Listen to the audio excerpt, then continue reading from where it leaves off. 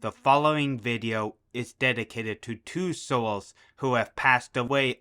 The first being a beloved member of the Bionicle YouTube community who passed away unexpectedly over a year ago, the Shadowed One. Before he died, I have had the pleasure of speaking to the Shadowed One about our shared interests, being our beloved toy line, cinema, and stop motion, as he posted videos on his own favorite movies such as the Bionicle trilogy, Mad Max Fury Road, Jurassic Park, Star Wars, and much more. I was genuinely hoping the day we joined forces and made collaborative videos on how the Bionicle trilogy took from classic cinema of old, a dream that of course will never come to pass. The other person I dedicate this video to would be my grandfather. And with that, on with the video.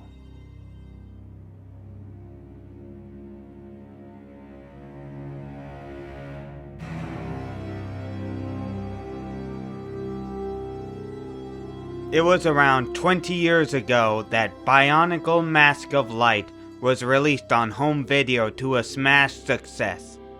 I made a review on it for its 10-year anniversary, but over the next decade, the first official film authorized by the LEGO Corporation has grown on me, and now actually kinda reminds me of a certain movie that is my favorite film of all time, a cinematic masterpiece which turns 70 on this very day.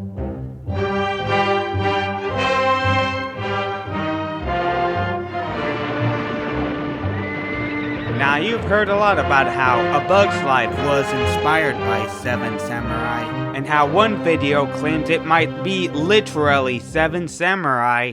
But what if I told you that the iconic toy line of the 2000s that impacted many millennial to Gen Zers might actually remind me more of Japanese director Akira Kurosawa's masterpiece, In Spirit, than Pixar's loose remake? Bionicle ended up having a vast lore and backstory throughout its first run. For this video, I will be looking at the first 3 years of the franchise, that simple period in the beginning that so happens to reflect Kurosawa's magnum opus the most, including something kind of astonishing: just how deeply the three virtues of Bionicle are firmly ingrained in the heart and soul of my personal favorite film of all time.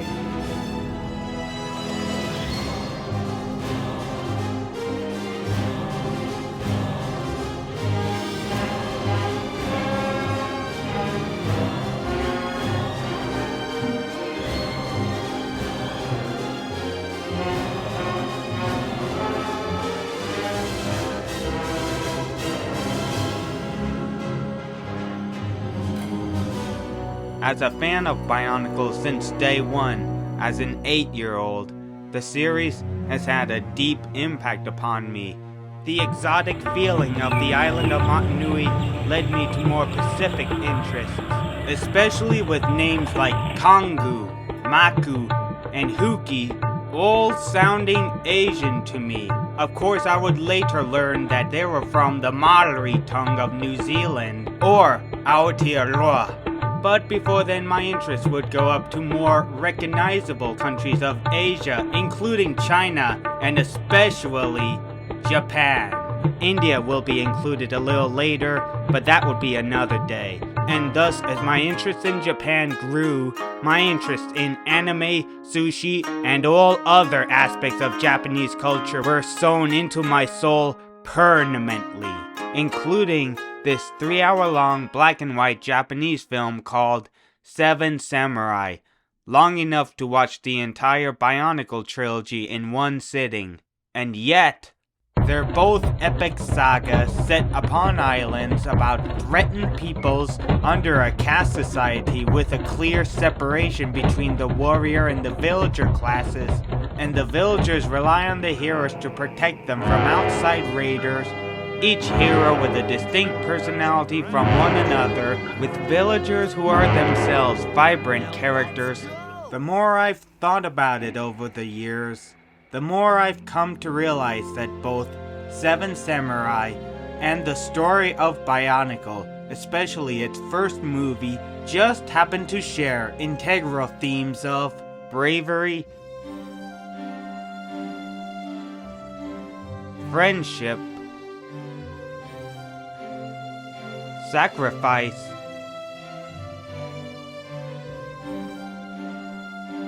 romance, and what it truly means to be a hero, even in the face of death itself. Not luck. It's what you do that makes a hero.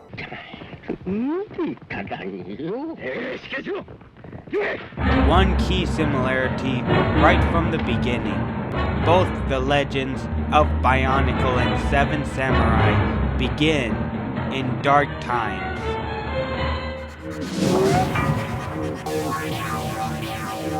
The island of Matanui has been taken over by a jealous, tyrannical entity who possesses the wildlife Rahi to harass the peaceful Tahunga, later called Matoran, in their villages as they live in fear and seek advice and consolation of their Turaga elders, including Bakama. This is less like Thomas the Tank Engine's happy island of Sodor and more like 1500s Japan during the Warring States period that Seven Samurai takes place in. This period, known in Japan as Sengoku, has been described as a dark time of civil war, which destabilized the country, allowing for bandits to raid the countryside, harassing the peaceable village folk who live in fear and seek advice and consolation of their elder, Gisaku. Now, do you see any similarities here? Right from the get-go. In the opening scenes for Seven Samurai, the villagers cry out something very much like the Bionicle legend. Makuta envied how the Tohunga worshipped his brother's goodness. He cast a spell, which made Matanui sink into an endless sleep. The Makuta was free to unleash his shadows, and unleash them he did. I used Rahi, the island's beasts, to keep the Matoran in fear. I unleashed vicious Borok to lay waste to their villages. In Bionicle, the Matoran are literally the frightened villagers who want to live in peace and freedom. The elder Gisaku and the six Turaga of Bionicle share literally the same role.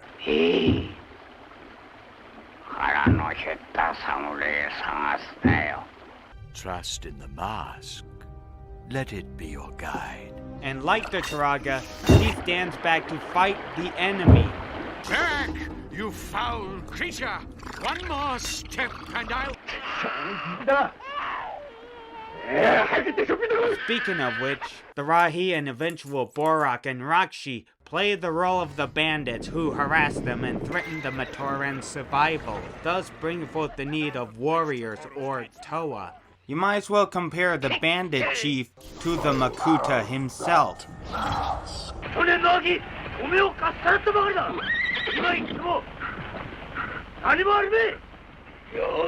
Must I release those who should never see the light of day?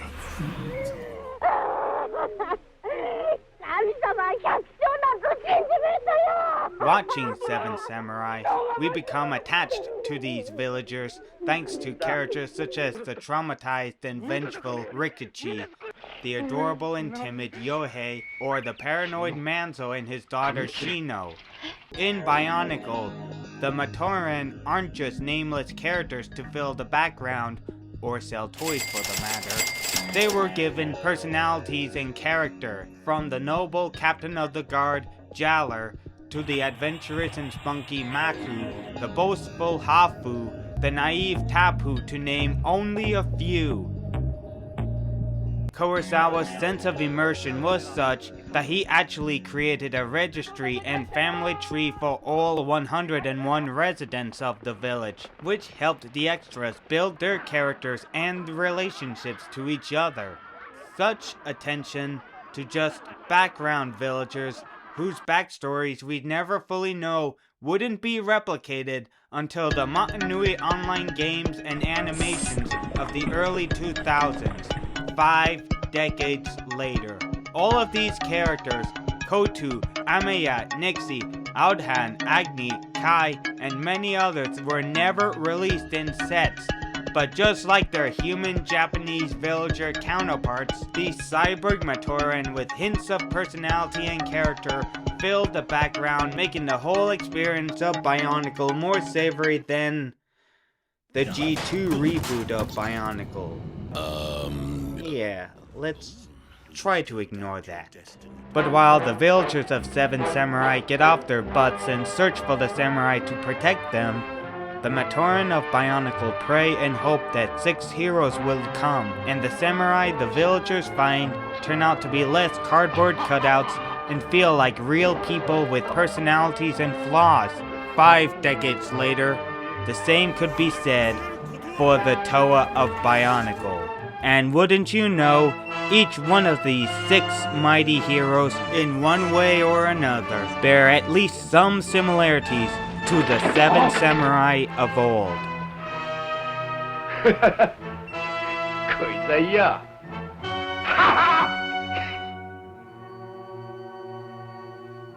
Now, out of the first line of Bionicle, within the very first comic which came out all the way back in 2001, the first Toa we ever meet is the fan favorite Toa of Ice, Kopaka, with his ice sword and shield. As the series progresses, we reveal this character to be a rather cold and aloof master warrior who prefers to perfect his talents rather than socialize that much, but who warms up to a point that he becomes helpful to people even beyond his team. How does this relate to Kurosawa? It's just, in Seven Samurai, there is a character, one of the 7 samurai, who fits these icy traits to an almost uncanny way, and that is the master swordsman, Kyuzo. Both characters have an aloof tone which warms up over time, with Kyuzo being inspired to give food to that old lady, and both tight-turned, calculating and smart warriors have become skilled enough to take down 3 foes in less than 5 seconds, in a scene from Mask of Light strikingly similar to one from Seven Samurai, in which Kyuzo is sent out to take out 3 bandit scouts. In Mask of Light, Kopaka falls over and becomes unconscious for a while. But maybe he's deliberately lazing about, just like that daisy picker Kyuzo over here, picking flowers. But sure enough, when the bandits and the Rakshi come... Rakshi, watch and chill.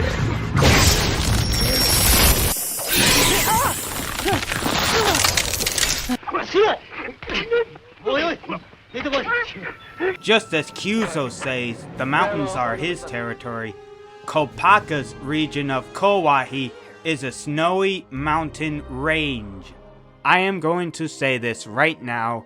Bionicle may not be literally 7 samurai, but Kopaka is literally Kyuzo, a Toa with a name of Maori origin, with the attitude of a Japanese samurai warrior. The next Toa we meet is the Stone Toa Pohatu, and his samurai equivalent would be Heihachi for sure.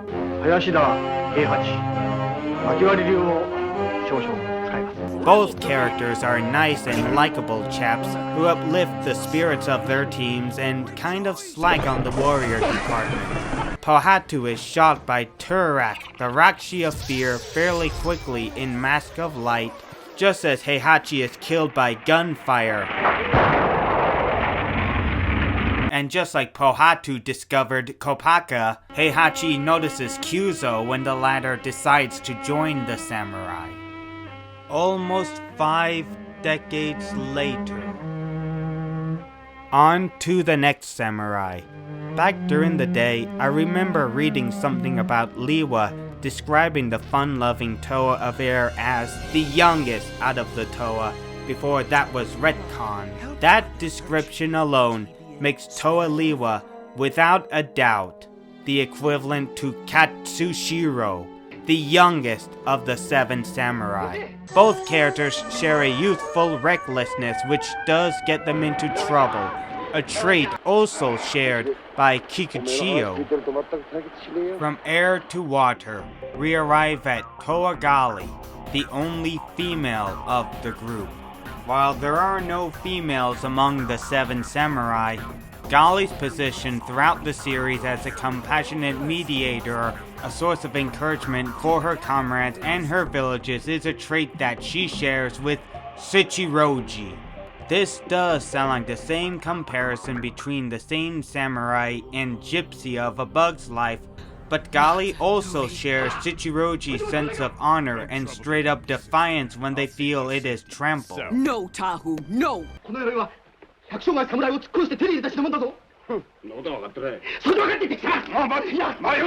Going above to the Toa of Earth, Onua, and he's probably the equivalent of Gorobe, Kanbei's second in command. Yeah, that sounds about right. Heihachi's first scene is with Gorobe in 7 Samurai, just as Onua's first scene is with Pohatu in Mask of Light. It seems bashing granite is treating you well. Pohatu! Oh, you should join me at it sometime. Try doing a real job. Aside from the cool-sounding names, both characters are friendly but rather reserved, preferring to observe before making their moves, good-natured to their friends, and both are among the victims of the Rakshi/bandits.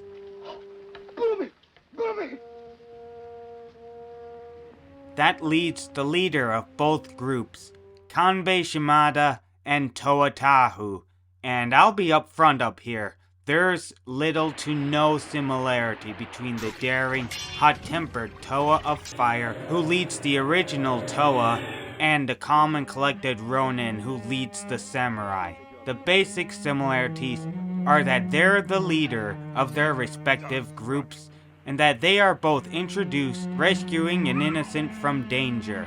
Kanbei saves a child from a kidnapper, Tahu saves Takua from a lava wave. However, Tahu as a personality is more closer to, again, Kikuchiyo, with the recklessness and especially his show-off nature. Takua's rescue in the beginning of Mask of Light is just as much Kanbei's rescue of the kid as much as it is Kikuchiyo's wild journey to acquire bandit rifles for his own fame and glory.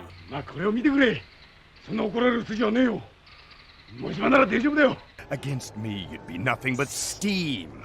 Hot air, as they say. In fact, Gali might be more like Kanbei than their leader himself. We must remain united.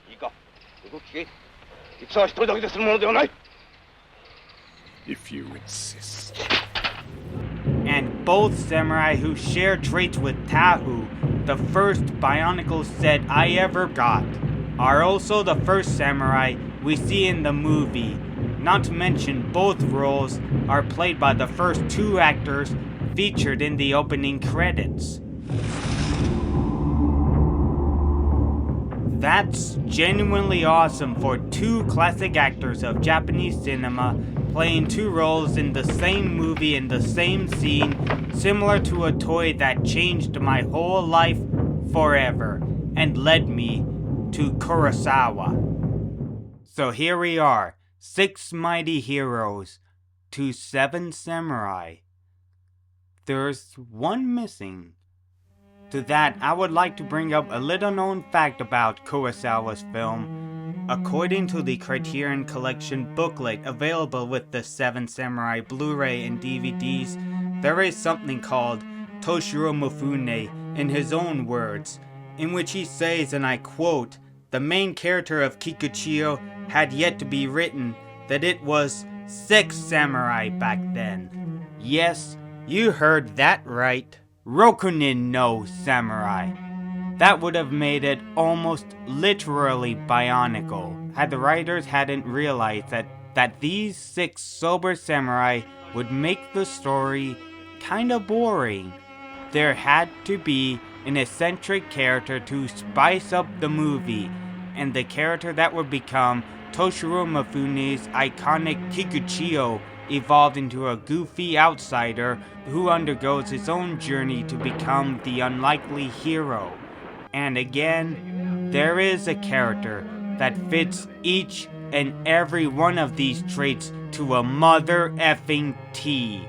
And that, almost half a century later, is Takua! Both characters share more than just a goofy and irresponsible personality. Both find themselves in a transformative journey, and both provide a bridge between the samurai and villagers and the respective Toa and Matoran. At first, Kikuchiyo seems just like a wacky dude, before gradually revealing himself to be once a villager with a tragic past.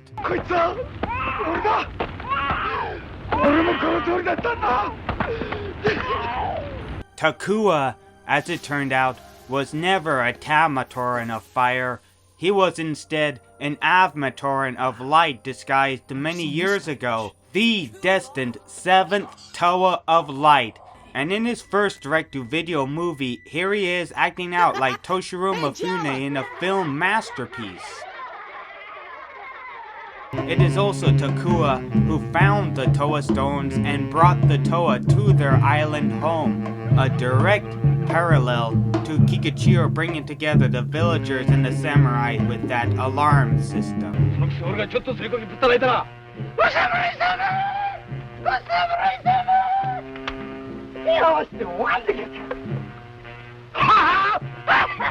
Both Kikuchiyo and Takua suffer through the loss of friends, which makes them more serious, leading directly to the final battle, in which it is not the other 6 more professional heroes that defeat the enemy.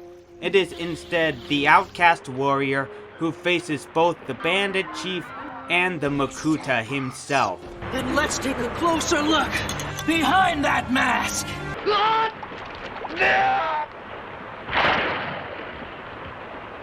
And in an eerie similarity, the 7th samurai takes his time to become relevant to the plot, just like the 7th Toa, and yet both characters appear from pretty much the very beginning, clearly setting up Takua and his Japanese equivalent for their future roles in both stories.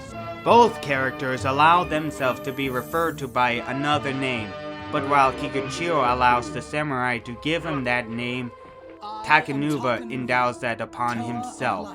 Kikuchiyo is literally the Takanuva of Kurosawa's masterpiece. It's right there when you compare both the posters of Seven Samurai and Mask of Light. Takua and his samurai equivalent in a very similar position within the poster. And my first preview of Mask of Light right here, with Kikuchiyo and Kanbei as their respective Bionicle characters. As if it could not be more obvious that Takua and Takanuva are both one and the same person, quite literally, Kikuchiyo. Until Takua became Takanuva, we, the kids who brought the Bionicle sets and followed the ongoing story passionately, didn't know a Matoran could become a Toa. And from then we find out the Turaga were also Matoran who became Toa as well, which continues further with the Ignition period in which the current Matoran become the new generation of heroes. This is a parallel to Kikuchiyo's existence in medieval Japan's strict social hierarchy. Samurai were born into noble families in a rigid system. A poor villager such as Kikuchiyo could not become a samurai if he wanted to before the Meiji Restoration of the 1860s, and with the post-war era a century later that changed Japanese society and made it more liberal. In the world of Bionicle, a similar twist occurs. Not all Matoran become a Toa, but one does not have to be a villager to be a hero, a fact reflected numerous times with the Matoran resistances of Matanui, Voyanui, Marinui, and Kardanui who are willing to die in their fight for freedom. And in just one example in Seven Samurai, the timid and adorable Yohei overcoming his deep fears to stand by his post to his dying breath.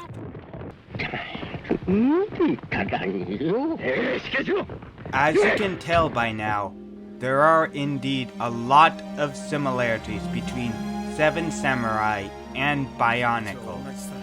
But as a longtime fan of both, I might be willing to argue that the three virtues proudly touted throughout the LEGO series, Unity, 団結、 duty, 義務、 and destiny, そして宿命である。 are literally in Akira Kurosawa's magnum opus.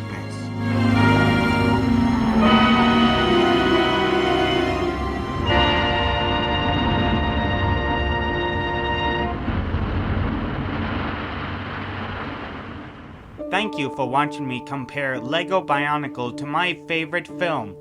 If you liked this video, please like and subscribe for part 2, which will come out in the next month, in which we really dive into things. Stay tuned.